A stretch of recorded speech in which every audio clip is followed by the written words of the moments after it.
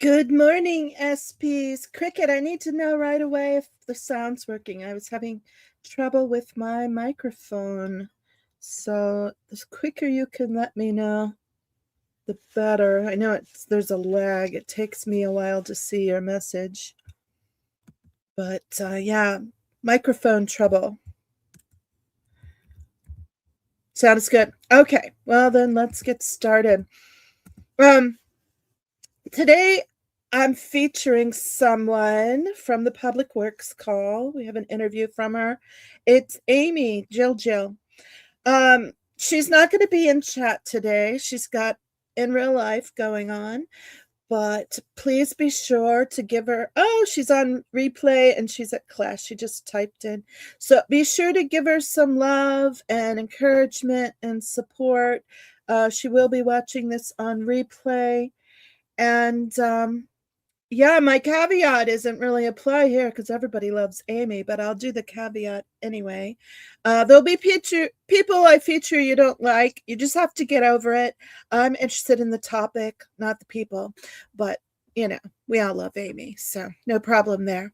All right, guys, I'm going to play the interview, and I'm going to be in chat today, so that'll be fun. Hi, guys. We have an exciting interview day today. I have someone very, very special joining me today, someone who does the public works calls with me. And this person wants to stay anonymous, so you're just going to see their ceiling.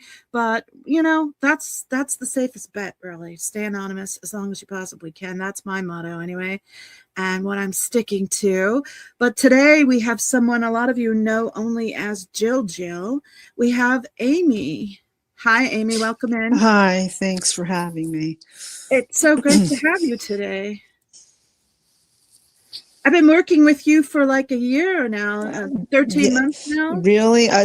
Time flies. It seems like it's like these days are like, what do they say? When you have a kid, when you have a baby, the days are long, but the years go fast. So yeah, right, yeah. It's been 13 months now since I've been calling in. Well, 13 months in a week. Right. We've been doing a good teamwork there. Yeah, and it feels like I'm the last one in, like I just started, but we have had a few others since. No, it still feels great. Like I'm the new kid on the block in so many ways. Right, I understand. Yeah. So, how did Scientology come on your radar? Married to one. You married one? I was married to one. Yeah. The biggest terrible thing that I did in my life. I have to say, it's really upsetting that I didn't look into it when I met the person. He didn't really say he was doing that, but it slowly crept in. And when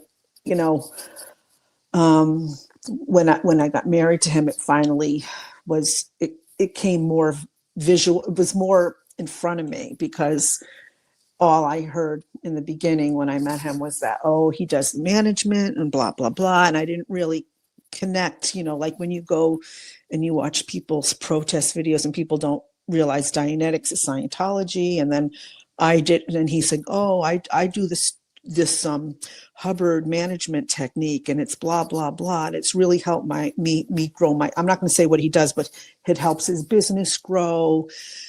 And the reason why he did it, he got out of school, he had no money, and blah, blah, blah. And he wasn't able to open this business. He was going to lose all this money. And this is why he went to learn this technique in managing a business. And he went out to California to the Sterling Management. That's where this one got his initiation. I'm sure they hooked him in to that cult. So it's like one of the WISE groups, but it's called Sterling Management. Well, they if you Google it or not, if you Google it, I think there's a Wikipedia page that states it is a Sciento organization.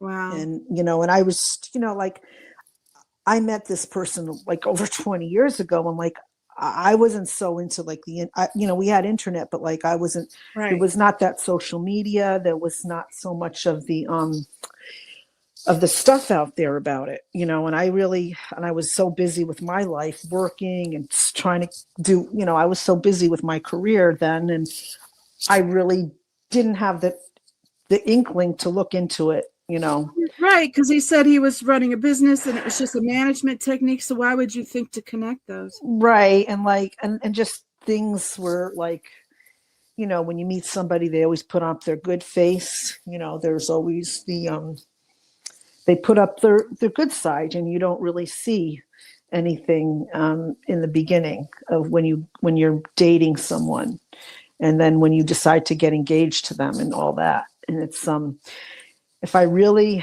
could look, if I had the hindsight back then, if I had known what it was, I would have just ran for the hills.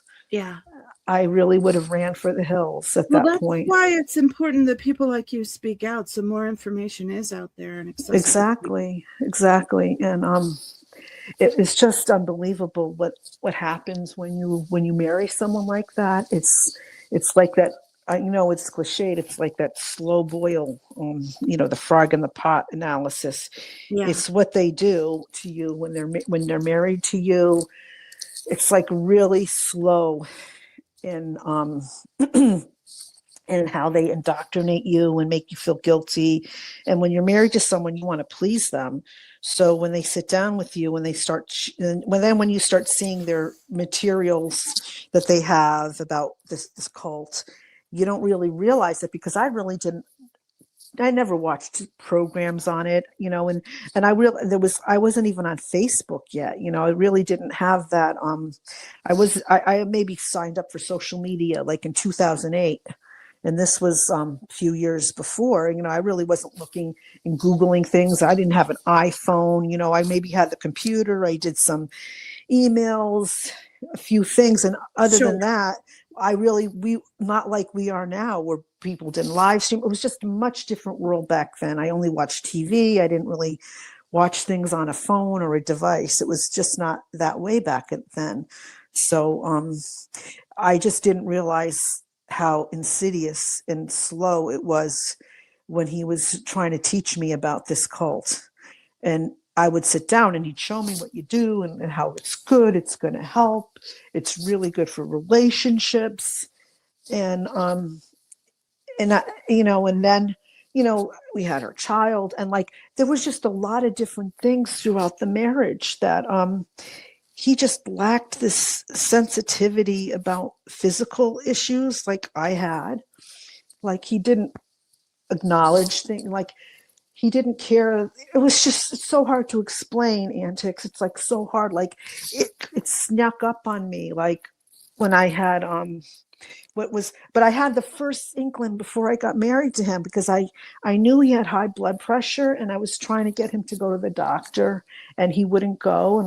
And one day, and I said, I told him that smoking and doing stuff is a non-negotiable, because I can't marry someone that's smoking or drugging. I can't be around that. But then one day he was, I think this was before we got married, and I was like, and I said and this is when I knew he had the high blood pressure issue, and he hadn't gone to the doctor yet to really get it fixed and checked out, because he was pushing me off on that. And when I think we were out down another area of the state visiting people, and people were talking about, oh, you should go and have some cigars and blah blah blah. And then I said to them in front of him, and I said, well, you shouldn't be doing that, because you have high blood pressure. And they like brushed me off. And then we left the social situation, and then we got back to this hotel. I think it was a hotel. I don't remember where we were staying. And he's like, you are not to discuss that around people, ever again. And I was, then I got this chill up my spine, which I disregarded.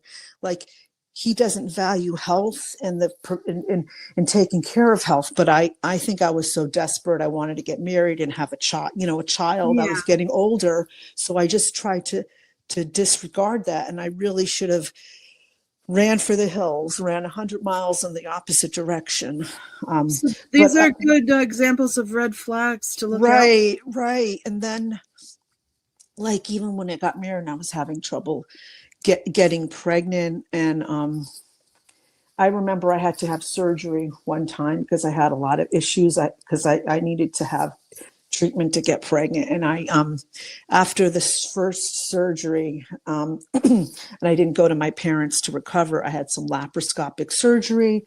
It was fine. I had the surgery. I came home, but he was just so not caring about my surgery. Like even I had some people coming to the apartment to clean. I had, this is when I could afford cleaning people. And I was like saying, I had such issues. I had stomach. I had this catheter hanging out of me. It was just, I had all these holes in my stomach from the laparoscopic procedure. And I remember I was trying, and I had the cleaning people coming the next day, and I knew the vacuum bag I had was really full. And I really couldn't lean over or do anything because of my stomach hurting. And so I got on the ground, and I was like trying to open it, and it was just using certain muscles in my arms was causing such pain from my surgical site. And I'm like, you got to help me. Oh, you can do it yourself. I'm like, are you kidding me? And then and he's like, oh, you're fine. You're just making a big deal. I'm like, just brushing off my pain. I'm like, and I didn't realize how that was, I think it's related to his Scientology, and I didn't put it together then. Like, it's like my fault that I'm in pain. I'm like, you're a piece of shit. I'm like, you're a piece of garbage. I'm like, and then why the hell did I go ahead and have a kid with him after I had a few rounds of the infertility, and I finally got pregnant. He was thrilled and blah, blah, everything was interesting. It was like good. Like, it wasn't so bad during the pregnancy how he was, but then I had the baby, and he was such a piece of shit. I can't even explain. I had to be nice and have his family over the day I came home from the hospital. And there was a big blowout because I was sick and I had the C-section, and I was not treating his family so nice. So then his sister calls later, and she's complaining about me. And then he's giving me the silent treatment 3 days after I gave birth. Wow. And after having a C-section. Yeah, that's what I was just going to point out. C-section is major surgery. I know. And you need to be on complete bed rest. And here you are trying to entertain a family. And I was of course you weren't in a good mood after that. They wanted to drop off food. I'm like, all they had to do was drop off food to the house and just leave and not have 3 boys running around my house making noise. And I'm stuck on these Percocets, because I'm in such pain and I'm not feeling well. And this piece of and plus he doesn't even, they wouldn't even advocate, because I have food allergies. They brought over this crap I couldn't even eat. It was full of cheese. I'm like, he never acknowledged like my allergies, and I think it was because of his Scientological thoughts. And it's such bullshit. I'm like, are you fucking kidding me? Like, it's just, those were just little signs along the way. But like, it was just like, I would get mad at him about stuff, and like, and and like, I would say, aren't you going to help with this or that? Though I was staying home with her and raising her, because at this point I was a full-time mother. I stayed home to not work anymore. But he was just, there were just things like I'm going to this thing. It was just little by little. He was going to different things in the city. I was in the different state, I'm not going to say the state now really, but he would go to the state in New York and do all this stuff. And I didn't realize what it was all about.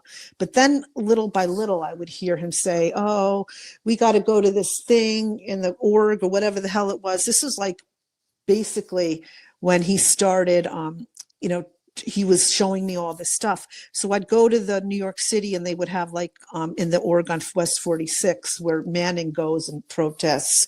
They would have these frigging like propaganda shows like in their auditorium where they would play that propaganda film and showing how they're expanding and all this. And I'm like, I was like, this is such BS, but I'll just be with him. I'm the wife and blah, blah, blah. Because I just didn't want to make waves, because, and I had a child, and I was like, I can't make waves. And so I was just like looking at these people clapping like seals. And I just think, this is not of any interest to me.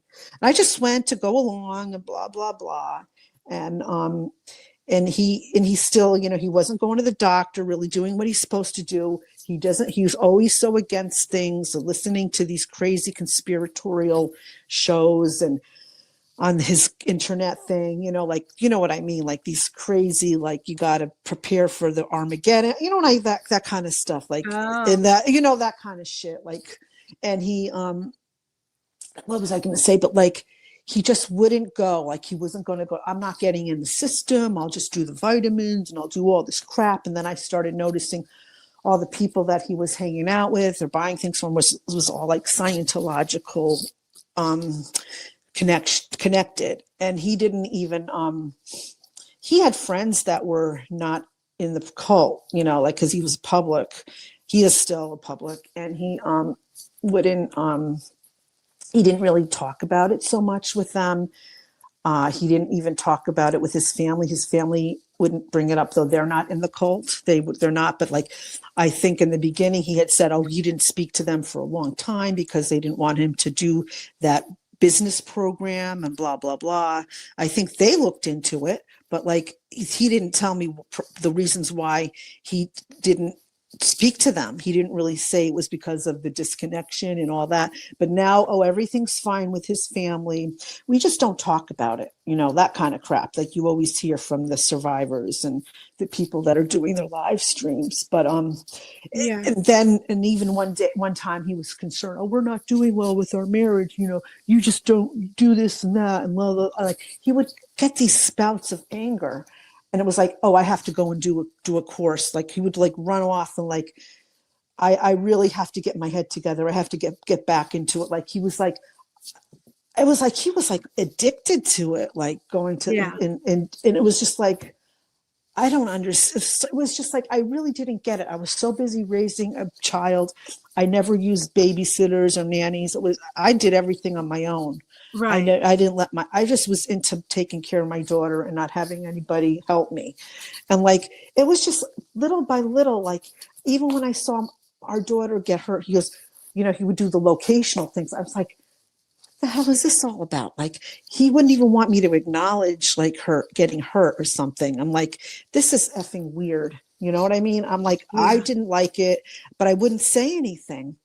And then, he also had another business on the side, and it was like consulting or something. And he gave people that would buy into the business, they would have to, sometimes they had the option to go and join the IAS, the International Association of Scientologists. And if they joined, on top of, he would get like a kickback from the Scientology. He would get a lot of money back. Somehow Yeah. he was getting like these kickbacks. And then, but I remember one weekend he was at a seminar right across the street, or a convention right across the street from the org at the hotel, the Marriott Marquis. And he comes home one night, like he's calling me, says, I'm going to be really late. I have to go to this briefing. They want me to go. So it's like this friggin' informational briefing. It's like they have him go to the org afterwards, and he has to hear this whole thing about what they're doing. And what they're doing is they're trying to say they're doing all these great things. Oh, you need to give us a big donation. This is what they do. And Yeah. like, he's over the years, he's telling me how they're getting help with the government. Like he talked about how, they even got to meet Trump, and they got with it, and they're really going to make some influences on all this psych stuff and all this, like against mental therapy and all that. And that Yeah. they're going to, and so, but then, but this is all what he would tell me. And they used to go to his office and do the same thing, and he'd give money. But this was the time I got really angry, because he came back so late at night, and he goes, oh, I did really good. I made, and this time he was honest. No, we sold $25,000 worth of services. Oh, but I gave $10,000 to the Scientology because of that thing. And I was in front. I said, what the fuck? How dare you? Like, I said to him, we could use that money for like a new car, putting it towards her college. Right. I was getting so mad with the money, and like I felt like he was being really sneaky and not showing anything. I really think he was spending everything he had on this cult, and it was just the financial abuse and the financial secrecy, because he never had a lot of stuff mailed to the house. And like, and then I found out just recently how much he gave in 2010. It's upward, it's like, I don't even want to say, it was just so much money that could have been like to pay a mortgage for a year. It was like, it's Oh, just wow. unfucking believable. It was just, I'm like, I am so angry. Like, why did you do that? We have our child. Don't you care about her? Don't Yeah. you want her to have more than you ever had when you were a kid? And like, and so it's just unbelievable. And like, I am so angry with him. Like, how Yeah. the fuck do you do this? You've devastated us. And I didn't even tell you the worst of it yet. Like, I can get to the end of the story. I don't know if you want to do it part two. I don't know. But like, I Whatever remember, pace you're I know ready with. that's fine. But like, what happened was, I'm going to fast forward to like 2018, when I'll just get into like when he was, I think we were going to go to visit my family that weekend and go to some amusement park with the kids. And this was the weekend before Memorial Day of 2018. So we had, so I think on a Friday he came home. We went out to the diner. I think this was 20, let me think, 20, this was May 18th. We went to the diner and we were eating, and then he was just acting so weird. Like, he was just short tempered, not acting right. Then I was just like trying to ignore him. I'm like, he's in his mood again. I'm like, something's up. Like, he's being mean to me, because, I wasn't perfect in the marriage either. But like, this was just so mean. I just can't explain it. He was being short with our daughter. I just can't explain what it was.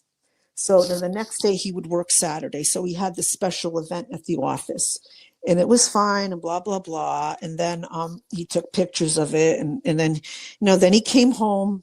No, then we met at the mall that day. We walked around the mall. He was still acting strange. I don't know what was wrong with him. And then the next day, we were supposed to go out of state to meet up with my nephew and my sister and my mother, and my daughter was going, and so was he. But like, and I remember he was on the phone with his mother, and he was like, and he was still like coughing. He had some cold on top of it. And then he was like, and he didn't look right. I don't know what was wrong with him. And then then what happened was he was on the phone with his mother, and he was saying this and that. And his mother's, you should go to the doctor. You should go to the doctor. And like, he wouldn't go to the doctor. And then I would be afraid to tell him he should go to the doctor to be seen, because he would say, I'm not getting in the system. I'm going to take my vitamins. I'm going to keep, and he was continuously going to the gym on top of everything. And even before that, like, I would go and check to see if he was taking his blood pressure medicine. And like, and I didn't see him doing it. And I'd be afraid to confront him because he would get angry. Because Right. before that, he did finally go to the doctor, and I was putting his pills. I would put it in a pill box for him, and I would check. And then if I checked and he didn't take it, he would get so angry. You're not my mother, like really angry, like, oh my God. And like, then I said, you should go. And then I would take the pressure, and it was still like high, and he didn't like that. And I said, you really need to go to the doctor to get, to see what medications you're missing. Maybe they're missing something. And then he goes, oh, he did go. So I went to the doctor, and he didn't tell me what happened, but I'm set with that.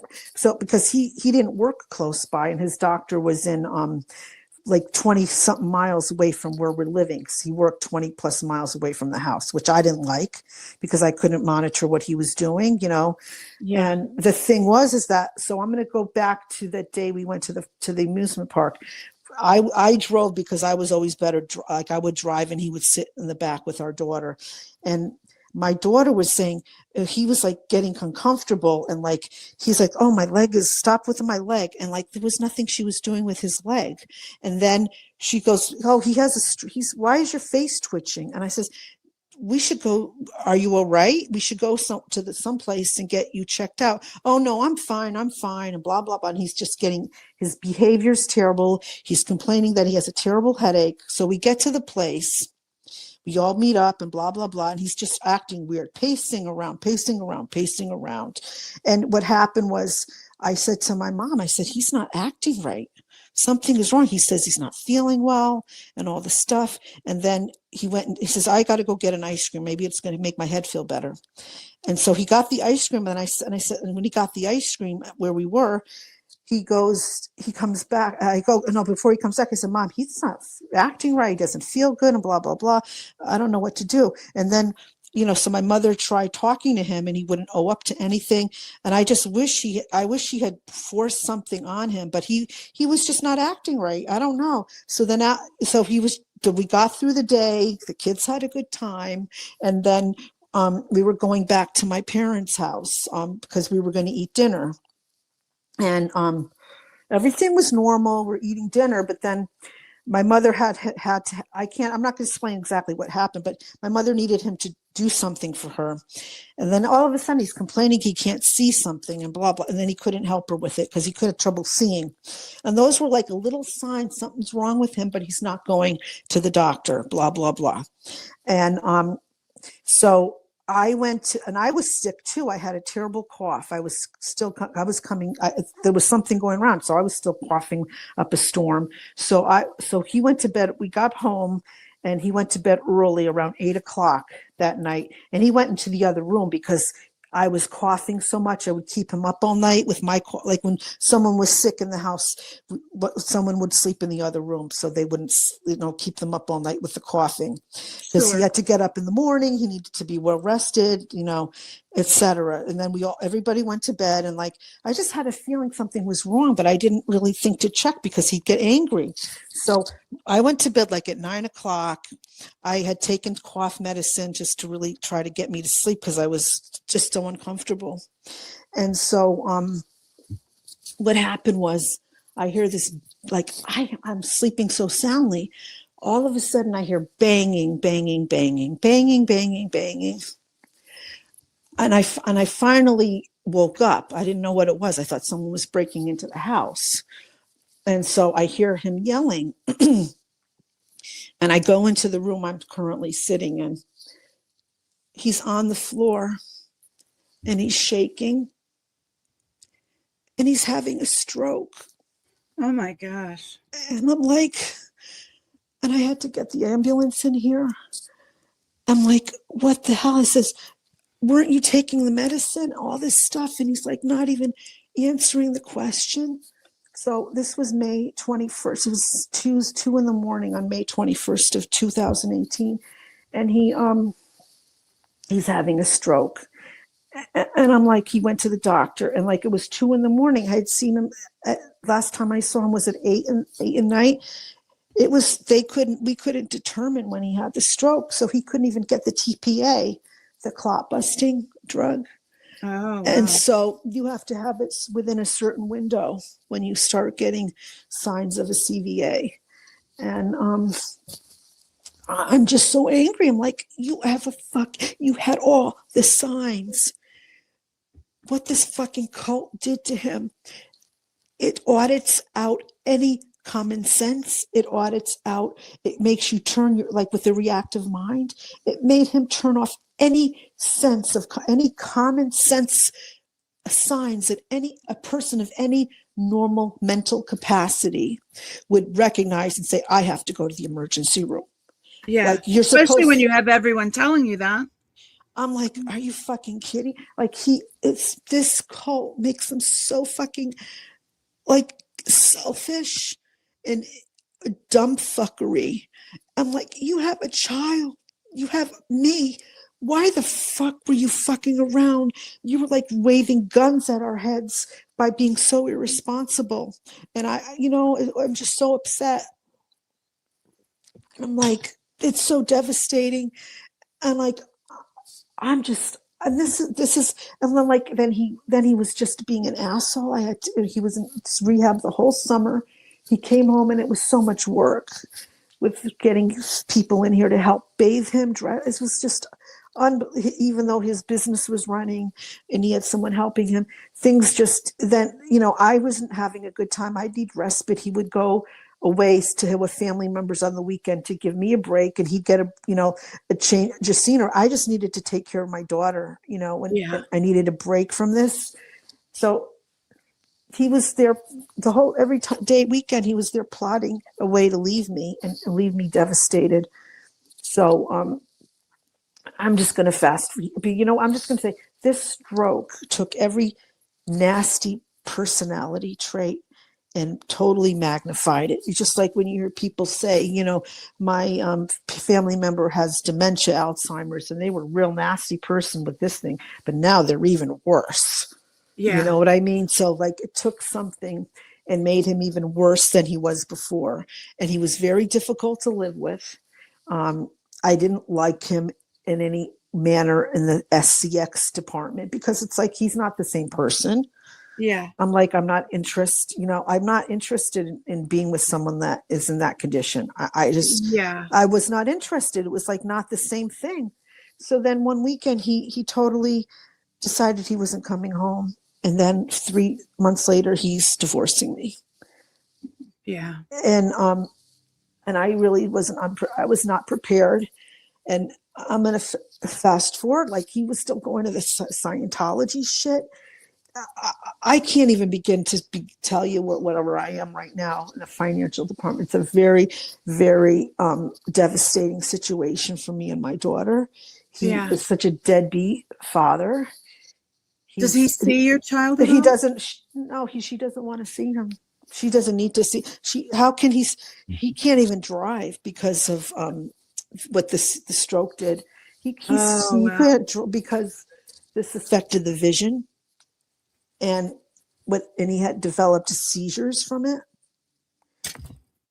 Wow. And it's terrible. And I'm like, I am so devastated. I feel like so bad for my daughter. I'm like, if you were in this fucking cult, this shit wouldn't have happened. If you had listened to me and done what you were supposed to do, this wouldn't have happened to us. I blame this all on Scientology. Yeah. I blame all of this on Scientology. And he's been going to California. I'm like, how is he getting the money if he can't give me what he's supposed to per the court order? And he's in such trouble right now legally because he wasn't supposed to do what he's supposed to do. I don't even get into what I was screwed over with the divorce either. I can't even get into that. I don't want to put that out there. But he is just a selfish piece of shit. It's all about him. All about him and the cult. It's all about him and the cult. He even one time when my daughter did take a phone call and he was texting me, oh, I want to take her on to Aruba. I'm like, what? Oh, you know what he wanted her to do? Though he's not paying for anything, he's not doing what he's supposed to do, and I'm spending all my money that I'm slowly getting low on from my way years ago. He wants to take her on the free winds. Yeah, that's what I was. And guessing. I'm like, yes. And I'm like, no. And I'm like, and he's supposed to be the court's after him because he's so in the rears right now with what he's supposed to do that he's supposed to be getting the money through the probationary thing to go to us, but because he's not following the orders. I find out he's leaving messages. Oh, he's been in California for 3 weeks. I'm like, I bet you he's somewhere in where the blue buildings are or some in that vicinity doing something out there. Yeah. I'm spending you can't help us and do what you're supposed to for your daughter and your legal obligations, but you can fucking go out to California and spend all your money. This is what they do, Antics. This is what they do. They are so selfish.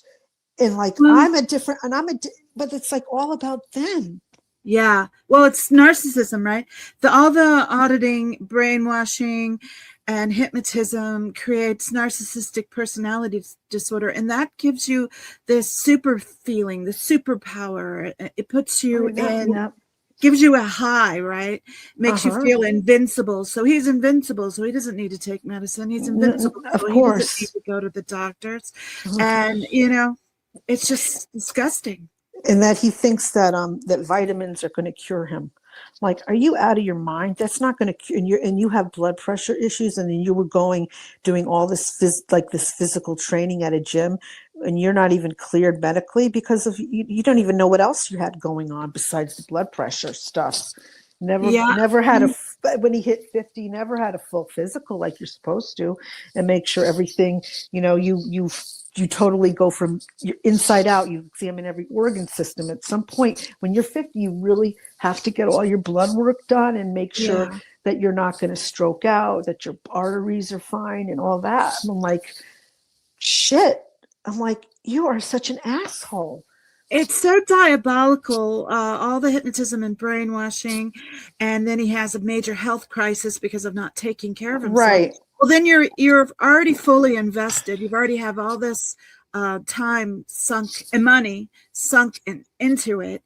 And so you can't see out of it because by that point, your mental facilities aren't working at full capacity because you are suffering from physical health issues. Right.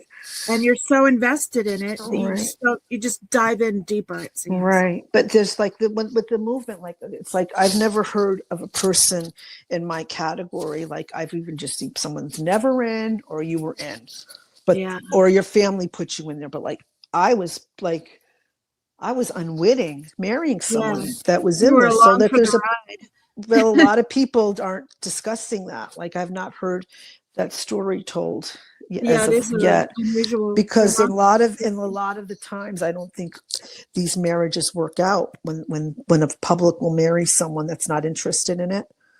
Yeah. That's not, it's just it doesn't work out. And I'm like, it makes me so angry. Like, why did I do this to my daughter? Why did I bring someone? Well, Why did I like bring someone in this situation? I'm like, shit, she doesn't deserve it.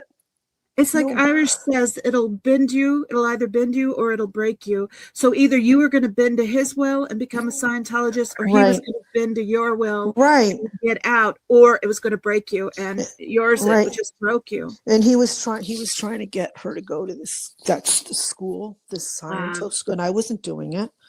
I was not doing that at all. And and they're not good with taking care of kids. I remember going to this stupid event. It was one of those other stupid things, and we brought our daughter. I didn't like it. And like I Thank goodness she the had thing, you. but they wanted, oh, you should just bring her up to the childcare section in this place. You know what? I went up there, antics, with my daughter, and I saw the kids just running all around, not supervised. I see elevator doors opening and closing, stairways in the I'm like, this is not safe. They're not even making sure the kids don't run towards the elevator or make sure the stairways are blocked off, the kids are safe. I'm like, what kind of shit show are they running up here? Yeah. I would never leave my daughter in a child care situation. I'm like, this is some crazy ass place. And Yeah. I'll tell you one other thing, that when he made me do that he made me go to the stupid life repair thing. I can't even explain, because I did it because I was scared, because he wanted me to do that. And I came back after the first day. It was so weird. He goes, what do you think? I said, this is really culty. I said to him, this is like really strange. So guess what? So I go back the next day. You know what I get? I hear you think we're a cult. It goes right back to them. Yeah. There's like, he has no, there, when they're like that, there is no loyalty to the family. Yeah. There is no loyalty to the Not family. And even like, between bed partners. not at all. Not at all. That you had a child with, Yeah. that I had such trouble bringing into the world.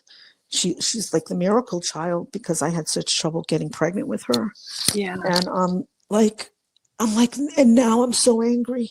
This is why I call into the meetings. I'm so angry. I'm like, I just want to get it out. When I call the meetings, I'm like, people, just stop this shit. Los Angeles, you're helping people get their families destroyed by not putting an end to this shit. This But is wrong. Let's take a minute to give you your breath, and I will play one of the meetings where Okay. you called in. Okay. Here we go. Hi, I'm going to reiterate everything what everybody said before me. I'm going to add, again, you need to place signs stating this is not a private road. The sidewalks are public. They are for public access. You're dealing with a child in a human trafficking organization that I've heard has been mentioned in the Epstein files. When are you going to wake up? It's an embarrassment that you're allowing the permits to such an organization that has been mentioned in that awful, grotesque Epstein files and how they treated children.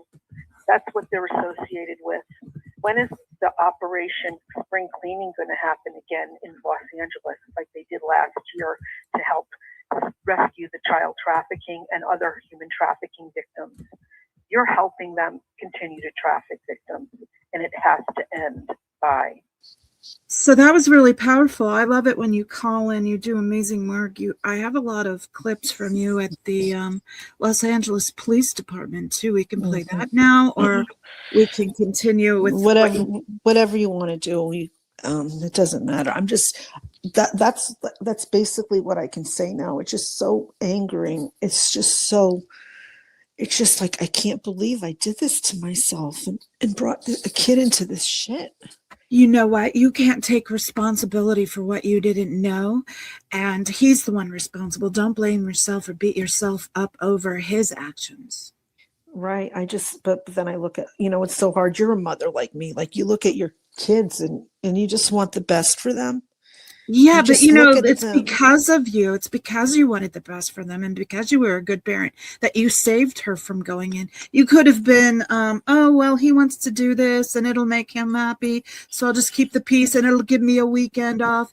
But you were like, no, this isn't right. Something's up here. And I just didn't, because I'm like a mama bear. I just don't like people. I don't like kids getting hurt. Like not only do I follow Scientology, I follow true crime and in child abuse cases. Sometimes I don't watch the child abuse cases. A lot of the times I listen to the videos because I can't take it anymore. I'm like, not another one. It's just I can't take hearing about babies and little kids being abused and tortured and essayed and unalived, and where the system doesn't even save them. Like I get so upset. I'm like, well, then that answers that question I had of how you got involved, because that's a lot. Let's play a clip from you from the police commission. Okay. Good morning. I always call you to discuss your entanglements with the child trafficking cult of Scientology. I know you have to be aware that there's a lot of raids occurring that have recently happened in Tampa, Florida. There was a big raid of a cult that is actually doing the very similar things that have gone on under your nose here in LA. You need to really avail yourself of the abuses of this cult that's in your neighborhood. There is a lot of crime still going on. I want you to take it seriously. I'm going to keep bringing up your past that you did not go in and investigate when there was a help sign in the window at Albright Hubbard Way. There were exigent circumstances that you could have gone in and helped save people.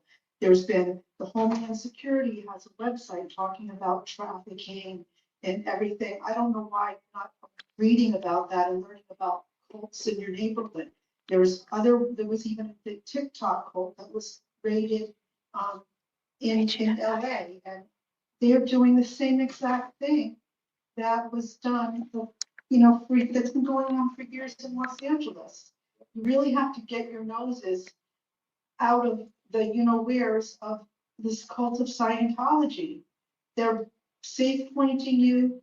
You need to understand Operation Snow White and how we were infiltrated. The internet is widely available for you.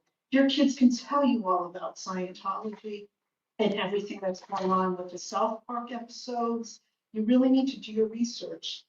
this is just a shame, I'm sure. And also, this is not hate speech. We're seeing all this thing with the Charlie Kirk situation and how everybody's going to investigate speech and hate speech and blah, blah, blah. But this is not hate speech when the protesters are making you aware of the abuses. And I hope that you do not go after people for spreading the truth about what's really going on behind the walls of that compound on L. Ron Hubbard Way. It's not hate speech. And the Jewish community would tell you it's not hate speech. There's a lot of things that are done to Jews or other religions, but this is not the same thing when they go after protesters telling the actual abuse that's going on. Within other religious organizations, they do not do this to children, especially in Jewish preschools. They do not do what they do to the kids in the schools of Scientology. They follow the rules and laws of the land, unlike the Scientology cult that does not, with educational neglect, medical neglect, and forced purification rundowns, which cause absolutely toxic niacin levels and making kids sit in saunas for 5 hours. Bye. Great job. That was a great job. That was powerful, Amy. Thank you. I have the very next week you did a follow-up on that. Are you ready to listen to that Oh, one? sure, of course. Hi, I just need to continue what I spoke about at my last time. I think it was last week. I think you called on me as well.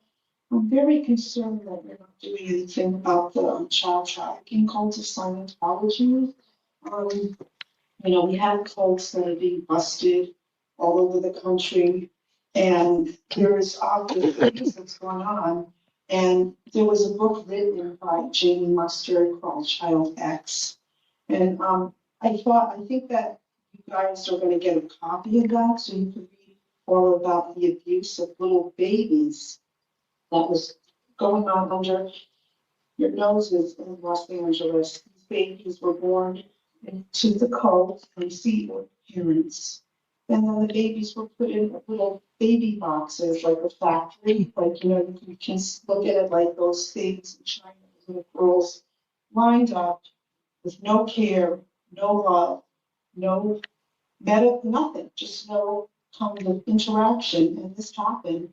And you also have people, in the blue buildings putting help signs in the window and not having any kinds of investigations because you took the word for it from the people that you've been heavily influenced by, that you did not even go into even under what I would consider exigent circumstances. I would hope that you're doing an internal investigation of that incident and reviewing it thoroughly, because you really totally have a dereliction of your duties as a police officer, as a whole department, as a whole. Like, don't you guys think about what's happening with that person that had the help sign? And there is actually a documented video of the sign in the window. They don't know that trafficking sign. If they don't know how to go to that hand signal, that is very well known that you can Google. So, I think that you should also, as a department, should distribute those trafficking signs to the cult of Scientology, so people can actually maybe communicate with you, and that we can see things in windows if people are doing that hand signal. It's very important that you get educated on what's been going on under your nose. It's very upsetting that nothing has been done, that these other places and abusive cults have been brought to justice or are in the process of being brought to justice, and that we have to stop slavery in the city of Los Angeles. I was wiping away tears listening to that, Amy. It's really a lot. It's so emotional, and you do such a great job driving Thank you. home. That sign, that help sign in the window, it's almost the 2-year anniversary. We're a month shy Wow. of it being the 2-year anniversary of Was that poor long person. ago? Yeah. Wow. That poor person in there putting a help sign in the window, and then the police come to investigate, and all they did was talk to the security guard, aka their captors. That doesn't happen in other situations. They would just go right in the house and see what's going on. Yeah. They wouldn't need a search warrant for that. As I No, said, exigent circumstances exempt exactly. that type of a thing. It's unbelievable, you know. This is all the stuff like when I've been seeing protests and the police have been called. Like I feel like those are the things I want to say to the police officers that the protesters aren't saying. Like, because Yeah, I'm just like I'm able to do that through the meetings, you know, and calling into them. But the police one is getting very frustrating. They're not even calling people that are on the Zoom. It's just like, what are they doing? It's like, yeah, it's really ridiculous that they don't alternate like they're supposed to between the right. in person and the person on the Zoom platform. How would you best explain Scientology to someone who doesn't know about it? It's a high control group that it's a science fiction cult that is used to dupe people, and it's just a big criminal corporation disguised as a religion, and it's just insidious and destroys families. If you could go ahead. Go ahead. I said that's all I could really think of at the moment to say. Yeah. If you could talk to a current Scientologist, what would you tell them? I would tell them what happened to my family. Yeah. That they're hurting people, that they don't know what they're into, that they're in, that it's really bad and it's all a lie. What former Scientologist, if you had your choice for your dream person, what former Scientologist would you want to join in on the call-ins? Oh, I don't know. That's just like asking somebody who's your favorite child. That's like I can't pick. I'm like, yeah, I want all of I them just to call can't. it. Right, I can't pick. I think every single one of them needs to be. I just think that Audit LA has the model that needs to be done in every city that has this criminal Yeah. organization. Every Well, city that has it, they need, they may not have police commission meetings, but they yeah. need to have a group or a team of people that live down there, or in Clearwater, in Boston, in Chicago, in any city that has this going on, that they've have safe pointed the community.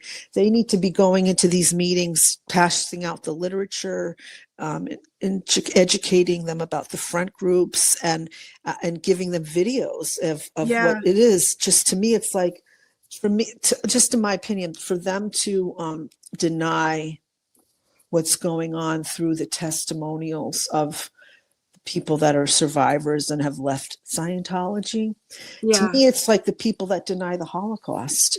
Oh, Are yeah. they not going to believe the person that came out of Auschwitz and what they've had going on in their lives and what they've endured, and that they lost their families? I'm like, it's the same crap. And the other thing I always say, like, how do you say it's a hate crime when you're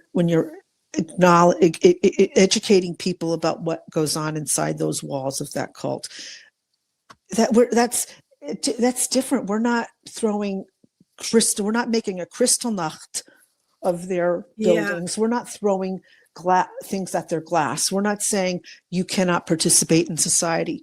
We're not taking Scientologists and putting them in ghettos like they did the Jews. We're not deporting them on trains and gassing them like they did the Jews. We're not doing that we're not genociding people like was done in Armenia, or we're not putting people in concentration camps like China is doing to the Uyghur Muslims in China. We're not doing that to them. So I don't know how that could be a hate crime when you're just instructing people of what happened and what's happening currently.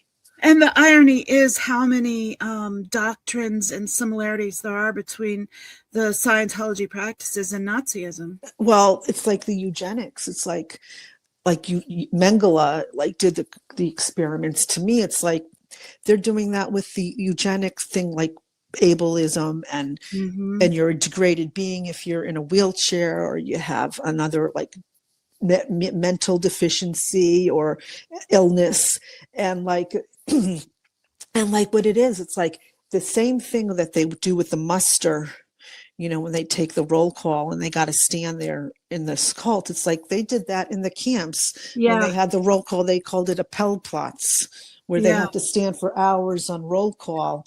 And it was just the same friggin' thing. I'm like, Right. it's like the same, it's so similar, but it's done differently. Yeah. I'm like, it's not, how can it be a hate crime? Come on, government of America, whatever you are, wake up and just stop this insanity. Yeah. And not every area they're able to call in like we do to the council Right, board. But that doesn't mean you can't email your congressman. That doesn't mean you right. can't email your council members. What advice would you like to give to people thinking of calling in that you've learned from calling in? It's just bite the bullet. I don't know if that's just do it. Just don't think about it. Like if you have something coming up, people always say it was worse thinking about it than doing it. Yeah. And Public it's speaking is nervous. right, Yeah. right. And it's easier if you call in because you're not in front of people. Like if I got in front of a big crowd, like in an auditorium, I would have a problem. Like I would clam up, but like you're behind your phone. You're not seeing people. You're just looking at the four walls that you're sitting in, the room you're sitting in. It's so simple. I'm like, once you do it, you're going to want to do it again and again and again. Yeah. And get the stuff that you want to say out. Yeah, it's very freeing. It's very It's freeing to be so able to cathartic. Yeah. It's cathartic, big time. Who would you who most would you like to see escape Scientology? Who most? Oh my goodness. It's I think like those security guards right now. And also, I remember the other one. Remember, I know we have like the family members of the survivors, but Sure. there's this one I remember. He was a kid. I don't remember who was talking to him, and he was then summoned to go back in. He was like 17. It was yeah, that kid. I wonder what happened to him. yeah. The look on his face Right. when they came out and put their hand on his shoulder and escorted him back in. The look Right. on his face was like, "Help me!" Right. I'm like, it's unbelievable. I would love to see Lara's father, Sure. the Jones children, the Ferris's father get out. Sure. But those are very big time people that need to leave. And I think the thing is they're very old now, and it will be so if they do get out, it's going to be so hard to rehabilitate them, because I do think it would be great. I just think it's not going to be so easy if they do escape and get out. It's just going to be such a long road for anybody that spent all that time in that.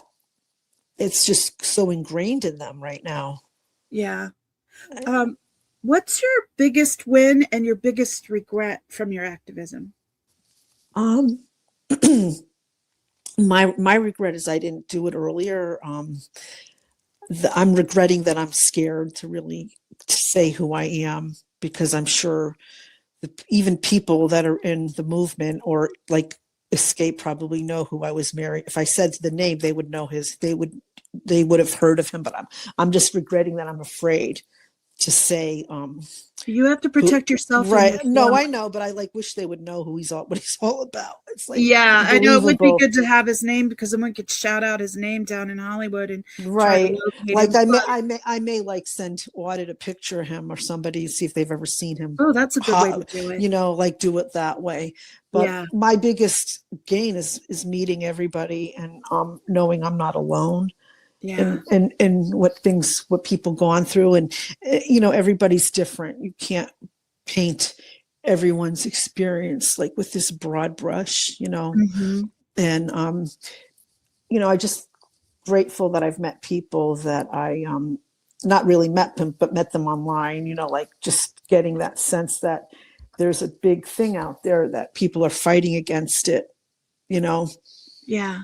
And that I wish I had known about this movement way earlier.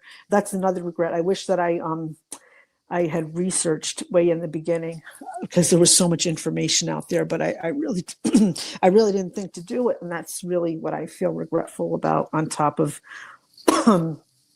not really being more forthcoming of who I am. But yeah. Do you That's, think we'll ever see Shelley? I don't know. Maybe not. I'm really 50-50 on that. I don't know. I think I think it's like folklore with her now. I know. I think it's like I think it's like, like what they say is like they're doing all this stuff to take the focus off of Epstein or something. I think that the celebrity stuff and focusing on Shelley is really taking the energy off of really doing something about their tax exempt status and really getting them exposed. I really think that the focus has to be off of that right now. Yeah. That can't be the focus. Well, my gosh, Amy, it's been amazing All talking right, to you. I'm thank so you. happy you shared your story and were brave enough to come in here and do this. I know you've been like working up your nerve for months to do it. Right. Just to get my act together, my thoughts together, etc. Yeah. Thank you so much. Thank you. I really appreciate it. That's my interview with Amy, guys. What do you think? Amy, even more amazing than you realized, huh? Thanks for coming in to listen and to give Amy the ears and the love and support. I really love all the love you've given her in chat. I did her as super supportive squirrel a while back. Let's play that real quick.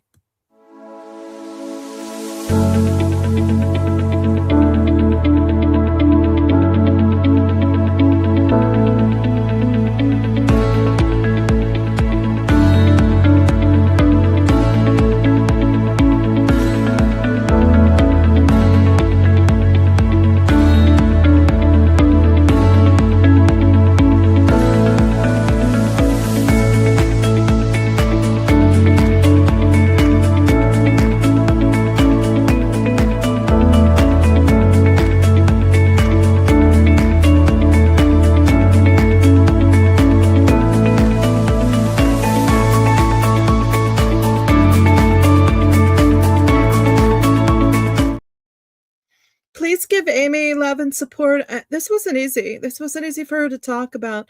And I'm sure it's bringing up a bottomless pit of emotion for her. Please be super kind to her always, but particularly in the next few days as she decompresses from even talking about it. It's not easy to talk about, let alone go through.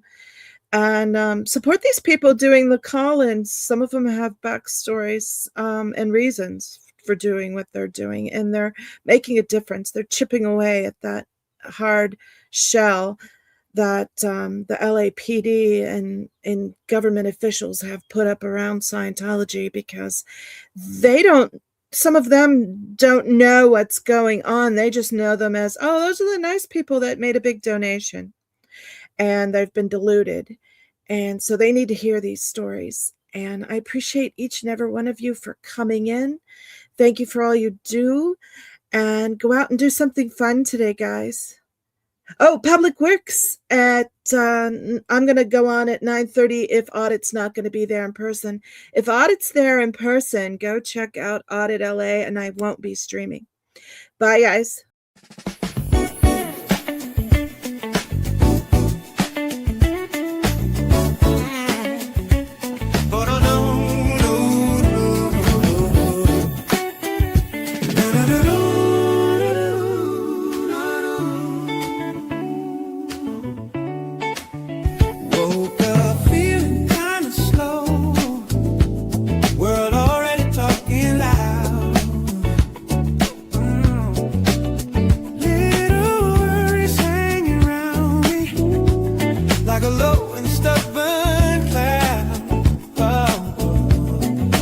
Then I hear familiar voices, feel that